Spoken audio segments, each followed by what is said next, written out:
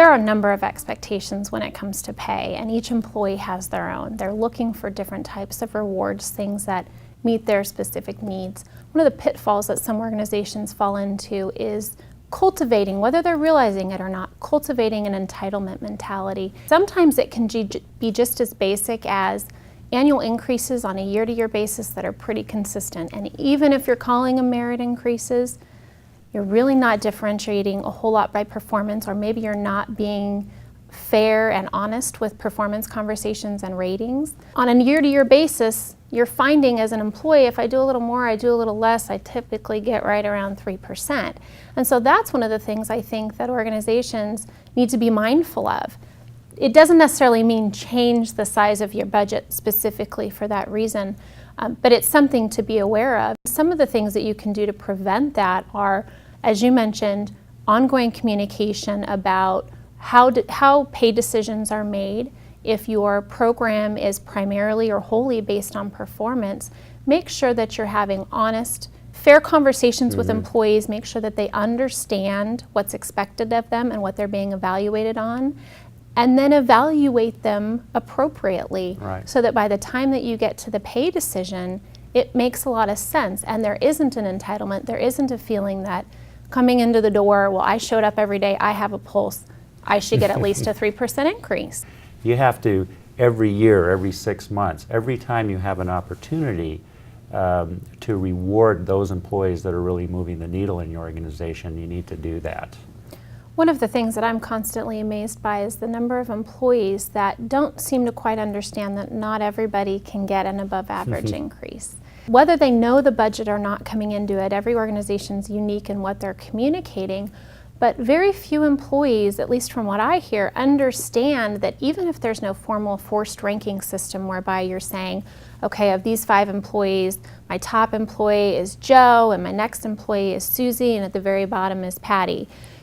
You don't necessarily have to have that type of a program in place to have those elements come into play at the point when you're deciding who's getting what pay increases. All too often, employees don't quite understand, and I would still bring that back to managers and HR departments to make sure that there's clarification and make sure that there are reasonable expectations on the part of employees so that they understand not everybody can get that above average increase. And hopefully that will work to motivate them. Certainly, in my experience, the tendency over the years has been, when you look at the performance distribution curve of just about any organization, sort of left to their own devices, it's always skewed right. You have situations where you do have probably the bulk of your employees in the meets expectations category, but then there's a higher percentage in the exceeds categories than there are in the not exceeds categories.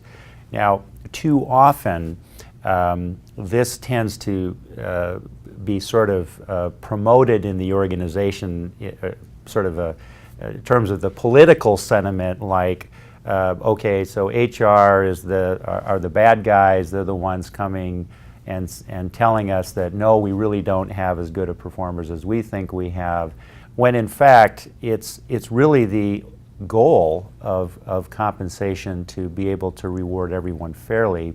If you really want to differentiate the high performers, you cannot have a distribution curve that's skewed to the right, because there simply aren't enough dollars that are given up by the low performers to properly reward the high performers. While we don't necessarily expect the curve to be completely normal, hopefully our recruiting departments are doing a good job in bringing in very good people, so we do expect maybe some skew to the right. It has to be balanced enough so that we have people that simply are not receiving increases or receiving very low increases.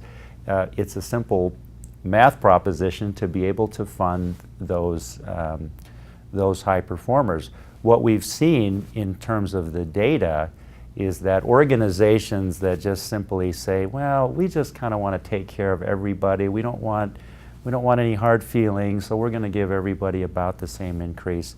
The people that are most annoyed and most frustrated with that are your high performers. While it's kind of a hard message, I would say, you know, if you have to frustrate a certain employee group, I would rather frustrate the low performers than the high performers. Absolutely. And you know, in some of those organizations that say we'd like to do something for everyone, sometimes that's coming from a desire to keep employees whole when inflation might be high, cost of goods may be going up, or maybe healthcare costs have risen to a degree that they feel like they want to offset some of that. And my perspective is that that is a real contributor to the entitlement mentality. And if you truly have a pay program that is primarily based off of performance, and the goal really is to differentiate your rewards by performance, you have to be very careful about the way that you communicate and the way that you address questions with regards to economic factors and healthcare cost increases and other things that the employees are feeling. Mm-hmm. You want to be sensitive to those issues, of course.